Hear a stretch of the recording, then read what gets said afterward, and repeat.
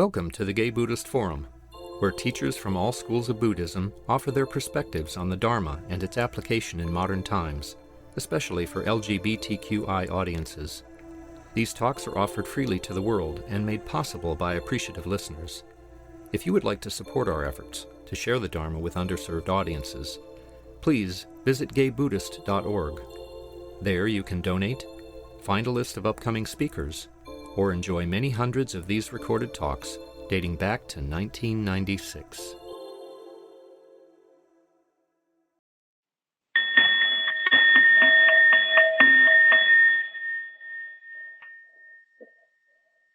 Today we're very blessed to have an old friend of the Sangha, Dave Richo, back as our Dharma speaker. Dave is a psychologist, teacher, and writer in Santa Barbara and San Francisco, who emphasizes Jungian, transpersonal, and spiritual perspectives in his work.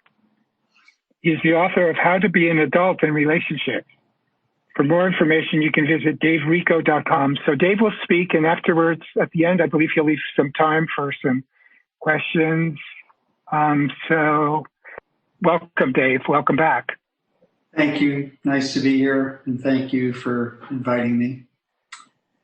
The topic I'd like to look at today is what's called in Buddhism the three poisons of enlightenment: greed, hate, and ignorance. And their three antidotes: generosity, love, wisdom. And I'll begin with talking about the three poisons and their antidotes, and then I'll check in with you for questions. And then I'll want to go on to our ways of responding when we see these three in others, because we not only feel them as occasional inclinations in ourselves and see them in our society at times, but we also see them in the people we relate to. So we want to be able to come to all of this through the Dharma, that is, through the enlightened vision that Buddha brought to us. The enlightened vision is the lens of compassion. So first of all, greed, also called avarice, is that which has to do with grasping or becoming overly attached to something, especially money. And then hate is the opposite. It's the aversion, the turning away from something. And in Buddhism, as you know, the inordinate attempt to hold on to something, that is attachment in an unhealthy way, and the inordinate aversion, that is pushing something away, instead of being present with it, is also looked at, the two of these are looked at as causes of suffering. And then the third, ignorance, has to do with how we become caught in delusion, and is the opposite of the wisdom of the Dharma. So beginning with greed, this is the grab and cling style that we often or sometimes see in ourselves. And we want to be gentle toward ourselves when we notice this, because it's pretty much a human inclination, going all the way back to cave people times, when they spent the whole day grabbing and clinging for survival. The word avarice, I also want to throw in, comes from a Latin word which has the nuance not only of the possessiveness, but also craving, being excessively attached. It's also where we get the word avid. He's an avid fan of the 49ers. In other words, he's eagerly attached to their career. In medieval times, greed was one of the 7 deadly sins. 7 deadly sins were a teaching device presented by the church to help people look into their consciences and see if they were acting with integrity. And the medieval theologian St. Thomas Aquinas, in his discussion of greed, says it comes from a fear of scarcity. I won't have enough, so I keep having to find more. In fact, I would say the word more is a good synonym for greed. It's the unsatisfying and unsatisfiable desire to keep adding to what you have rather than sharing it.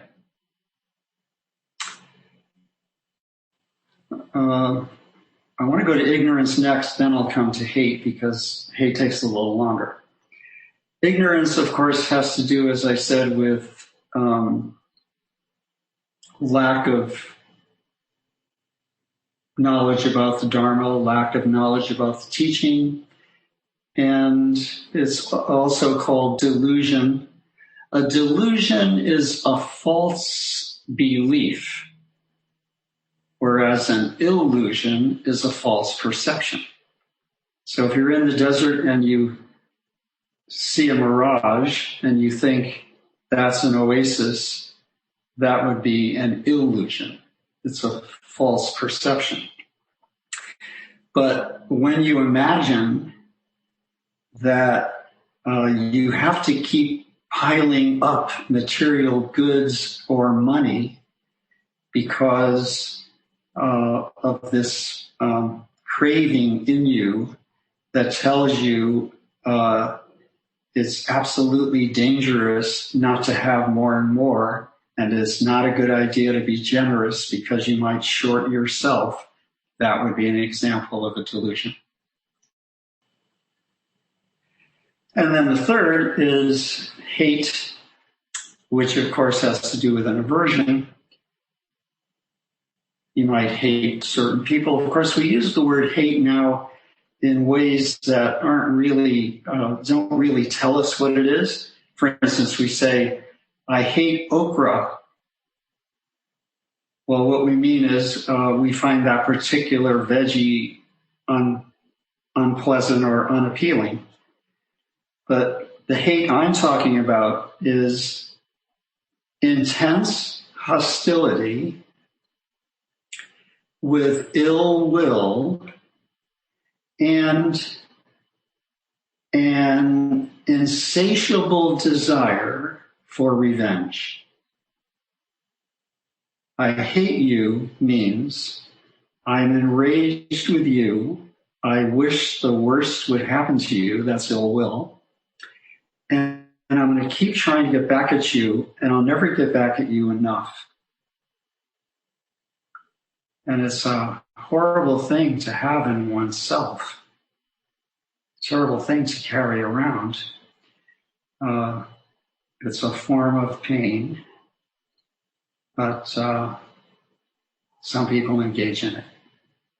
And some of us have been the object of hate, and some of us have hated others. And I do want to add, from a psychological point of view, that hate is sometimes connected to trauma. So those who injured you in a traumatic way, which you may still be holding in all the cells of your body as post-traumatic stress, you can see how people with that symptomatology would feel hate toward their perpetrators.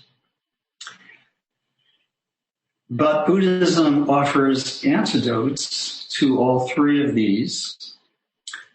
With respect to greed, the antidote is dana, or generosity.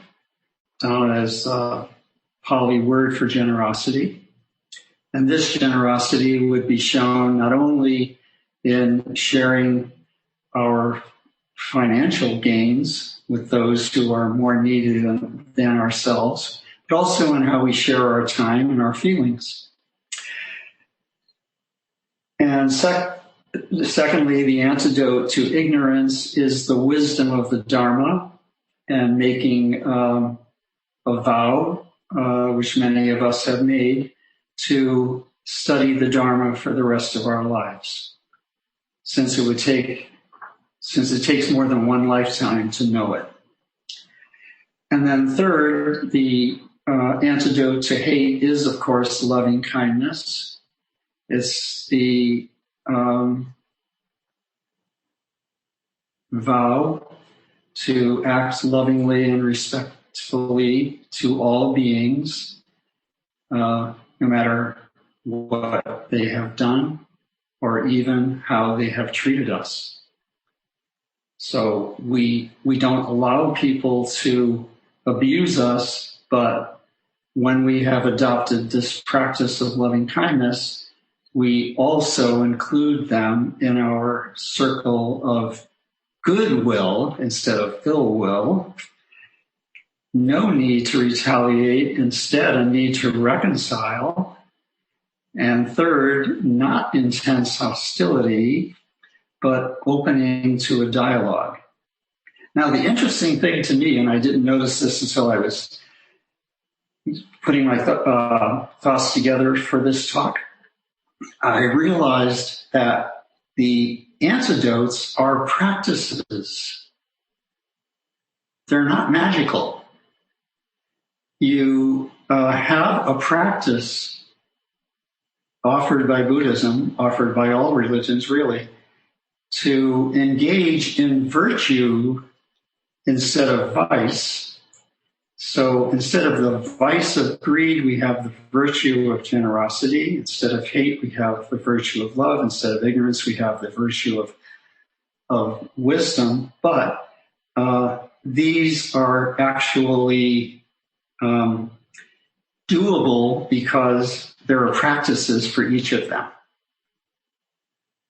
So the three poisons are poisons against our finding enlightenment. And the three antidotes are the components of enlightenment. What is enlightenment? It is a generous heart, loving heart, and wise heart. So I want to give one example of how the two go together. The poison and the antidote, or another way of saying it is the unskillful way of behaving or unskillful way of responding when others behave towards you with greed, hate, or ignorance, and how it can become a practice. And I'm going to use a short poem to do this.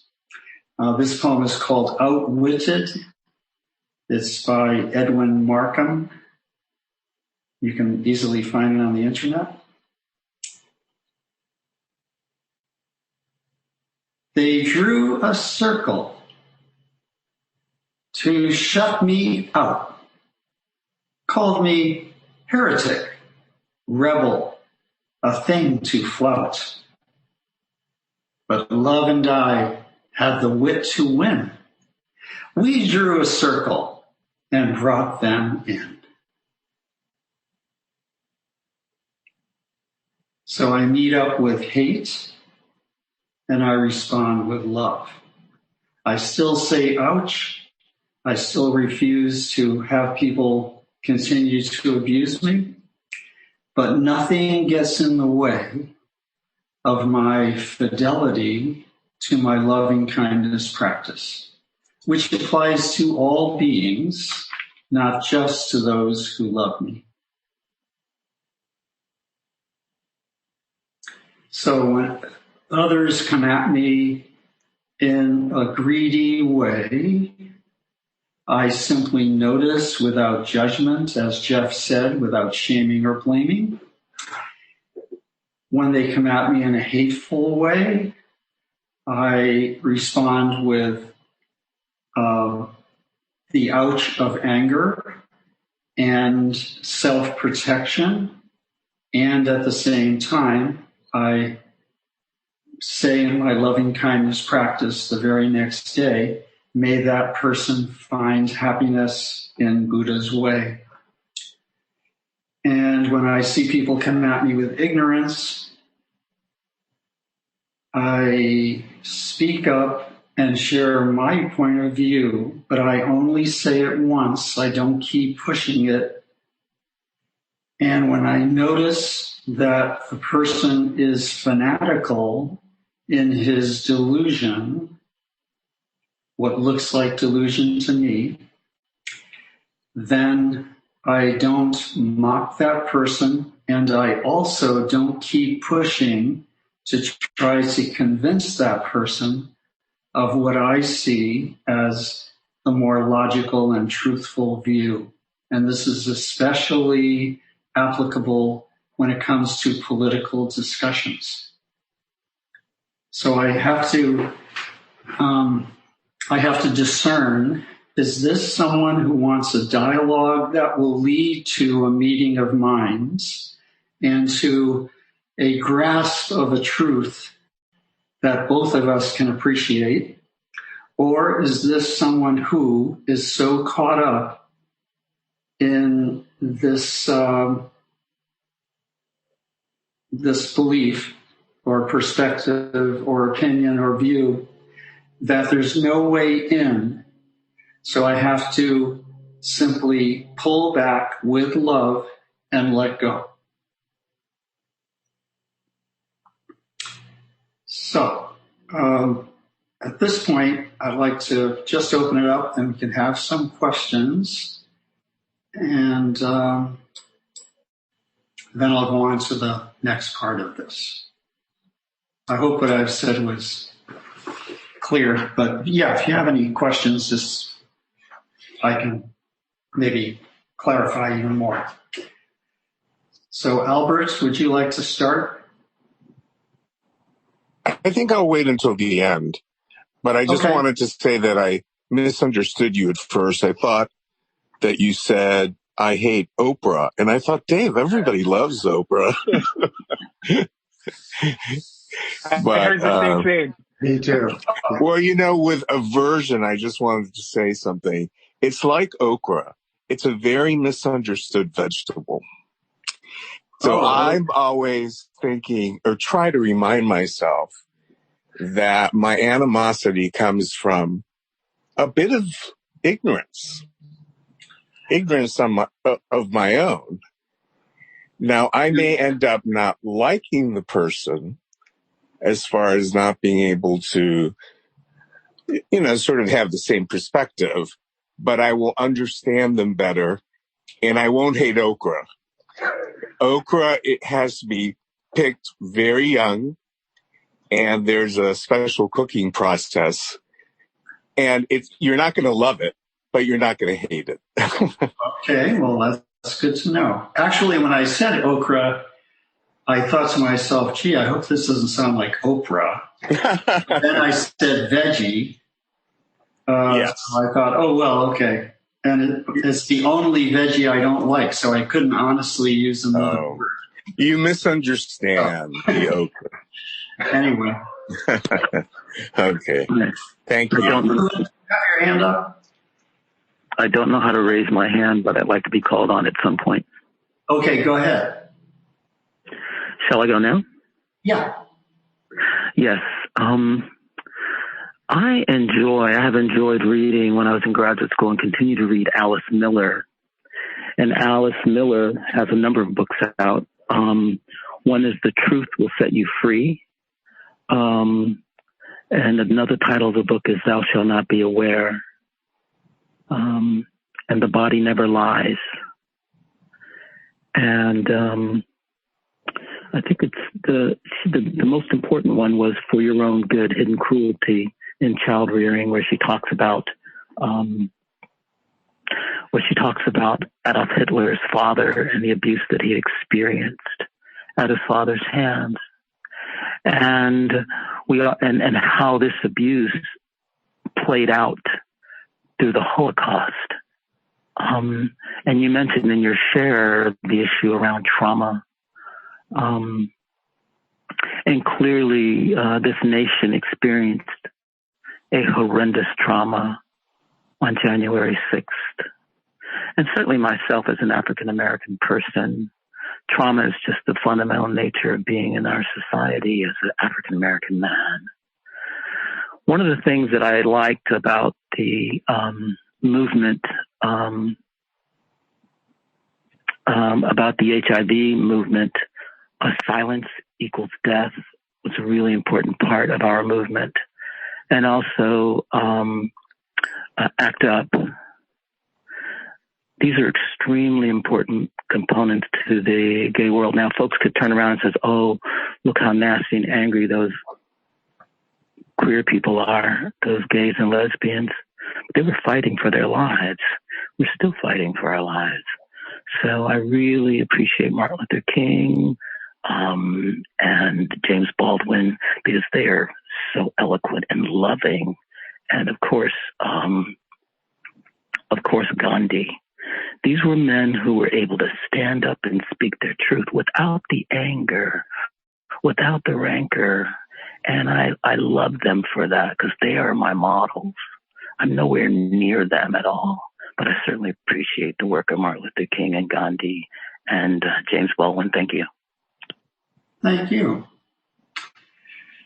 Grisha, is that how it's pronounced? Yeah, Grisha. Thank you. Hi. Thanks for your talk. And something that you started to touch on at the end about whether or not we should engage with someone where it's like a useless argument because we're not going to sway them one way or another.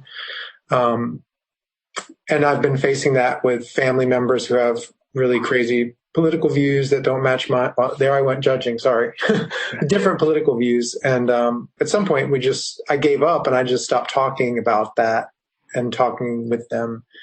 And I'm facing it now at work because I'm a teacher and we're at my site, our union is getting ready to raise some serious hell about what the district and the admin are about to do. And so I'm on this line of like, I want to speak my truth. Based on past experiences, it's going to be useless. So when do you just sort of like work on acceptance and metta and let go? And then when do you like stand up and, anyway, it's where I am right now, because I also had a teacher who's a veteran teacher who's been teaching for 30 years who said, watch your mouth. Don't be that voice. You'll have trouble finding a job in the district later.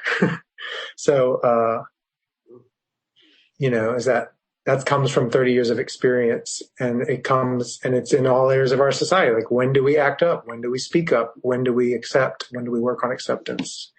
How do you know? Anyway, that came up as you were talking. Thanks.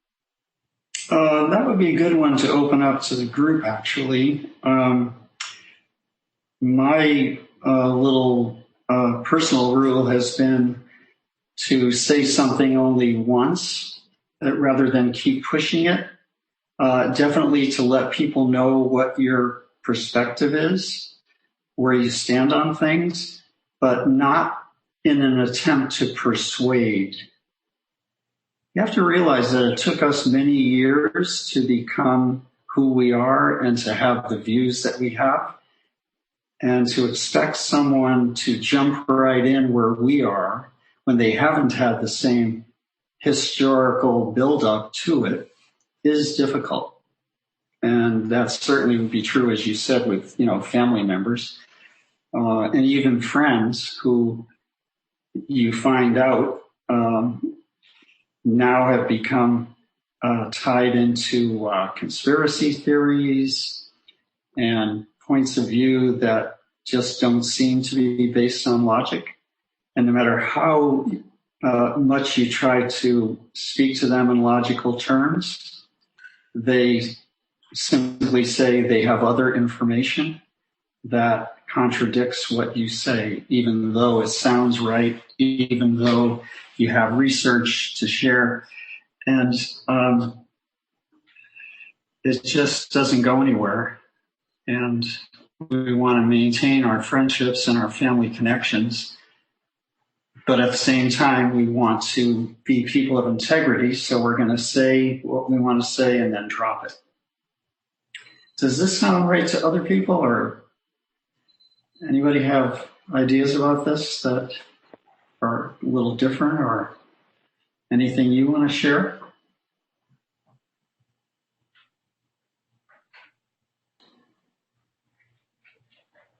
Okay, are there other questions?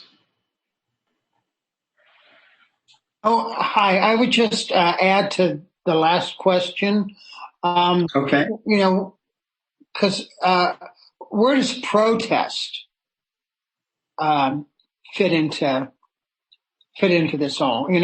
Because as the example that you gave is that you state your opinion or your feelings just once, but then there's this whole arena of protest, and that's definitely not just stating just once, or maybe the event itself is one statement, but I just thought I'd kind of, where does that fall in?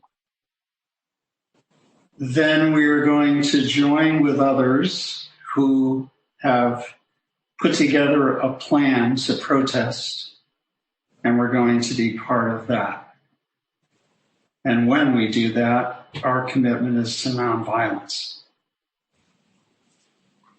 Yes, protest would be the social extension, the practice beyond just ordinary conversation between you and one other person. Glad you brought that up because it rounds it out. Greg, did you have a comment? I had a question, and it's one that I'm trying to understand, and it deals with the hate side of things. If someone is violent towards you, clearly I hear what I think I heard you say is you get away from that person. But like if a group is violent towards you and you want to respond with the right meta response, but you also, and I think I also heard you say I'm going to paraphrase it poorly, so apologies, but you have to protect yourself. Or there was something along those lines, but is violence ever an appropriate response to, if the Jews had been able to rise up against the Nazis, then it would have been a different outcome in the Holocaust. So I'm just trying to understand that, and would like any thoughts you have on that. That response would have to come from your own conscience. So if your conscience accommodates a violent response that is meant to bring an end to the conflict or to secure your rights or to protect yourself or others, I can see that you would that would make sense. And then it's also a possibility that you have been building the kind of conscience that has more of the Martin Luther King, Gandhi, Dalai Lama style of nonviolence no matter what. And so that would lead you to join different kinds of protests.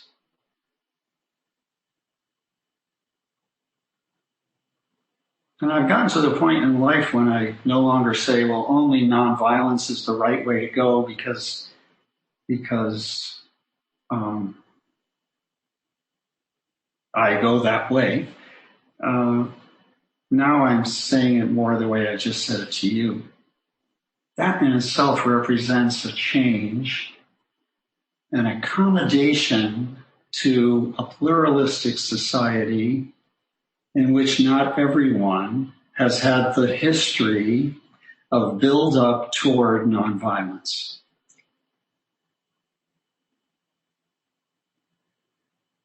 So what's a truth for me is not necessarily a truth for others.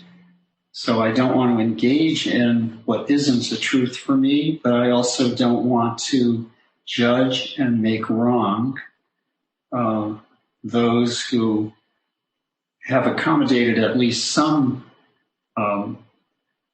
aggressive response that's meant to protect. And I think all of us would agree that what we saw on January 6th, which is just plain aggression, plain violence, to contradict what the social contract is not acceptable. So that would be the third option. Michael? Amongst the things that I consider when I sort of thinking what like living well is like the duty to prevent harm. And somehow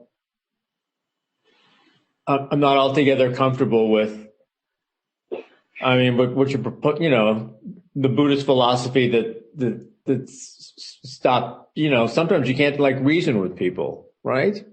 And what do you do with people like January 6th? You're going to, right. You have to, somewhere there's a duty to prevent harm that kind of like militates against many Buddhist concepts. I'm thinking. So I'm just wondering what your thoughts are about that. Oh, I certainly agree. And, society has people who are deputed, whose job it is to prevent harm. And we're hoping, police, FBI, so forth, we're hoping that they operate with integrity and that they do what they need to do to prevent harm, but not to cause it. It's certainly clear that having a Buddhist view does mean that you're a minority. And so we're speaking when we say, we embrace the ideas of nonviolence, we're speaking as minorities in a society that's oriented toward war and violence. It's almost like a religion. And so we're always going to feel as if we don't have answers to these very perplexing questions. But nothing gets in the way of our fidelity to our own conscience.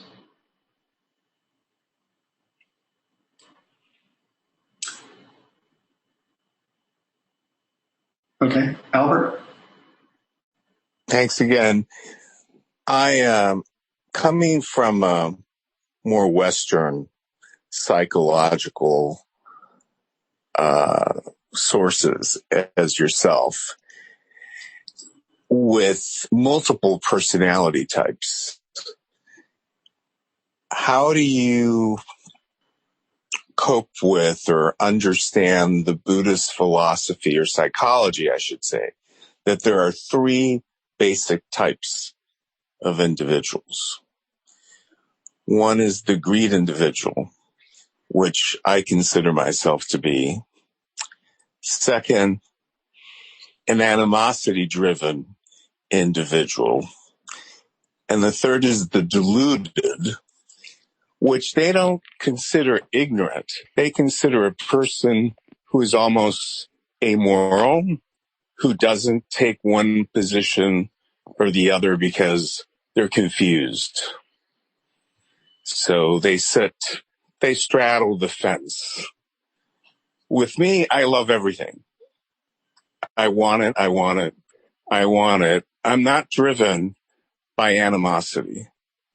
I have animosity, but that's not my core. So I was just wondering how you felt about very simplistic sort of three types that we're dealing with. Well, there'd be many more than that, I'm sure you'd agree. But I think what you're saying is that we all have these inclinations in ourselves. It's part of what Jung called the shadow side of us. So every human has the potential to be greedy, hateful, or ignorant. And every human also has the potential to be generous, loving, or wise.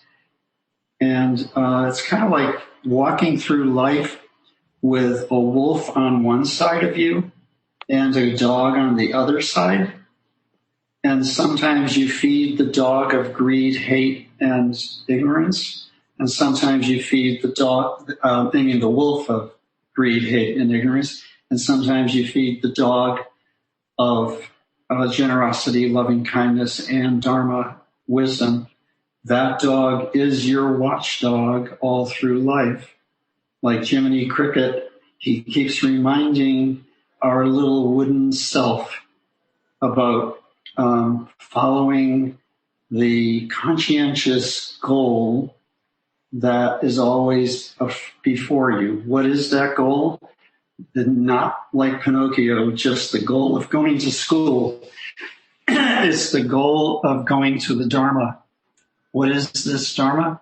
This teaching that that presented a whole new view to a world of greed, hate, and ignorance. And that's the view that we're trying to find in ourselves and practice in our behavior. So I would kind of see it that way. Henry? Yes, thank you, Dave. You started today by talking about greed, and when I hear that description of greed versus generosity, I always have a very literal-minded image that I and many people spend a lot of life accumulating a pile of money to last during retirement, and that constitutes a kind of greed. It's an accumulation, and I want to hold on to it. I don't want to just scatter it around. I'm attached to that pile of money. I was wondering if you might address that very literal view. That wouldn't be greed, because it isn't. What you're doing is you're appropriately gathering resources that you will use in the future, since society will not cover all your needs and costs. So you're planning to cover them yourself. And all that matters is that whatever is left over, you would then share with those you love and with charities. And that along the way, you would at least give some of what you have to charities that you believe in. But that would not be an example of greed. Greed is the continual amassing, never can get enough, no intent of ever sharing, and even amassing more than you or anybody would ever need. It's very different from, setting up a retirement account. Does this make sense to everybody? Thank you. Okay. Jason? And then Asa, and that'll be our last question for now. Thank you. I just wanted to respond in regards to this idea of trying to find action when whether violence is appropriate or not in certain moments in regards to Buddhism. And I think about Chogyam Trungpa and his writing about warriorship and about how, we are cultivating a spiritual warriorship. knowing, and then that being focused on these three poisons of practice, right? That practice is creating is refining our warriorship on that spiritual level. Yes. And then I also think about the psychological idea of warriorship, like the samurai. So here you have someone who's skilled, right, in the physical practice of being an actual in battle, right? But who knows when to use that action and knows when to not.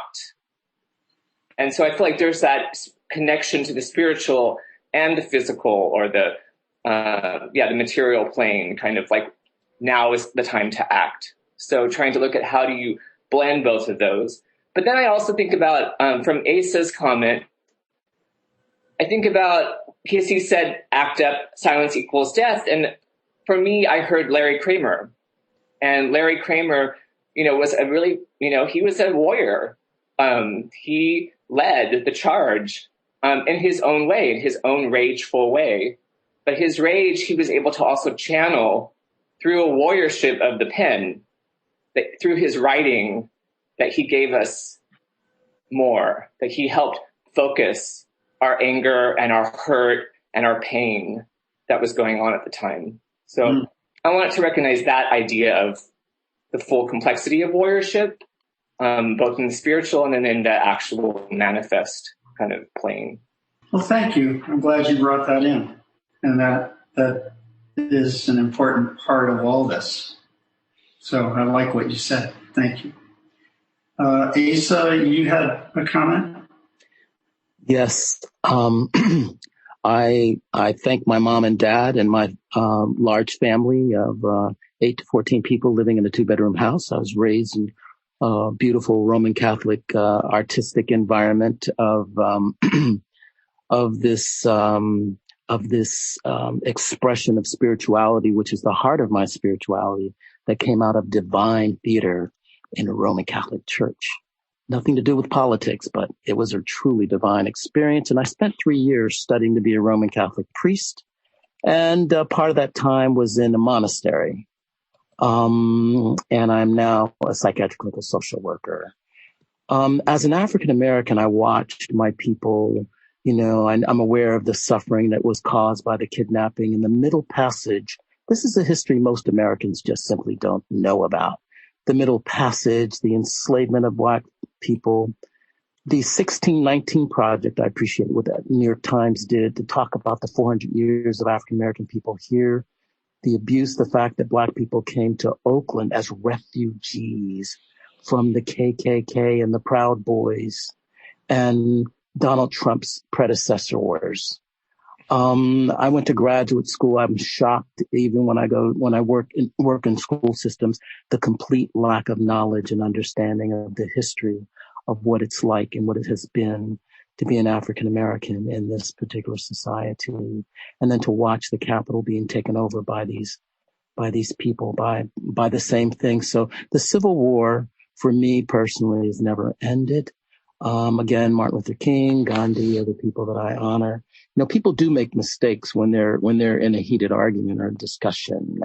No, we don't want to, we do not want to, pathologize people who speak out in defense of a historical, devastation. And we talk about hatred. We really have to talk about the historical context, the historical legacy of the enslavement of African American people and the hatred that continues towards Black people in this particular country. So I absolutely adore and I love being here, and I appreciate the opportunity to speak from my own personal experience. Thank you so much. Well, thank you for bringing in that perspective. And yeah, we need to hear that. And I like what you're saying. Looks like we have one other question, and then I'll still go to what I need to go to. So, Jason? It's quick and dirty. It's just what's the name of that poem again, and who is the Outwitted? And it's by Markham, Markham. Okay, welcome. Yeah. Okay, I'm going to do a screen share because I want to just wind up with showing you a quotation, and I'll give you the background on the person first. Flavius Josephus lived from the year 37 to 100 of the Common Era, and he was a Jewish historian who also spoke Latin as well as Hebrew. And I'm giving you a quotation from one of his books. I suppose it will become evident someday that the laws in the Torah are meant to lead to a universal love of humanity. Torah, first 5 books of the Bible, of the Hebrew Bible. I suppose it will become evident. I love the way he starts, just a supposing. Maybe someday we're going to figure out that these kosher laws and all the other laws that we've been following have a very deep and extensive purpose. They're actually meant to have us love more. And this love doesn't stop with us. It goes to all humanity. What a profound statement. So now I want to restate it. He's showing us the scope of a mature spiritual practice. It won't be limited anymore to one people or tradition, or one race, or one religion, or one political view, or even just to ourselves. He's bringing us a universal consciousness that applies to all of our practices. So every practice I do is not just for me, it's for all beings. In fact, his words can even become a statement of our life purpose, a universal love of humanity. Or another way of saying it is, we don't evolve just for ourselves. We evolve so everyone can evolve with us. And this relates to what in Buddhism is called bodhicitta, that you want enlightenment not just for yourself, but for all beings. And the way to practice it is loving kindness. Why did we come to be? We came to be for beings, not just for ourselves. So taking this statement of Josephus, I'm going to restate it. I suppose it will become evident someday that the Dharma is meant to lead to a universal love of humanity. I suppose it will become evident someday that political life is meant to lead to a universal love of humanity. I suppose it will become evident someday that our love for one another is meant to lead to a universal love of humanity. And finally, I suppose it will become evident to us someday that my lifetime was meant to lead me to a universal love of humanity. This is the antidote to hate, and at the same time, the antidote to greed and delusion.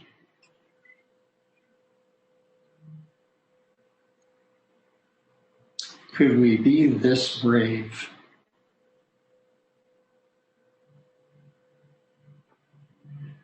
Thank you all. Thank you, Dave.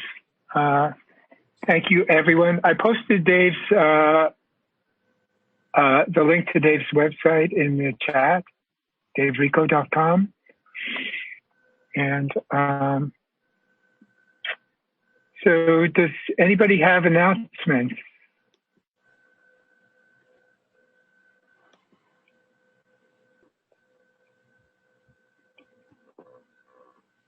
Okay.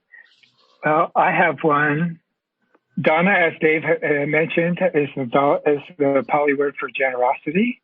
And your generosity can help the Sangha meet its commitments and be generous in turn to the community. We offer Dana to our Dharma speakers. We have rent on the meditation hall. We put out a newsletter that goes largely to people who have been incarcerated. And so a donation of $10 to $20 would greatly help us meet our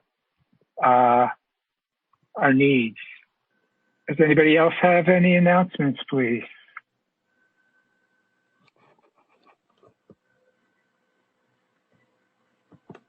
Okay, again, everyone, thank you, everyone, and thank you, Dave, for great focus on the core of our practice.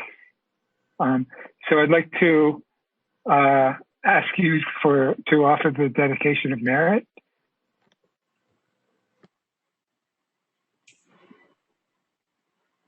By the power of this practice, may we and all beings greet the ever-brightening dawn of generosity, love, and wisdom, and may we always be loyal to those who are still lost in the ever-darkening sunset of greed, hate, and ignorance.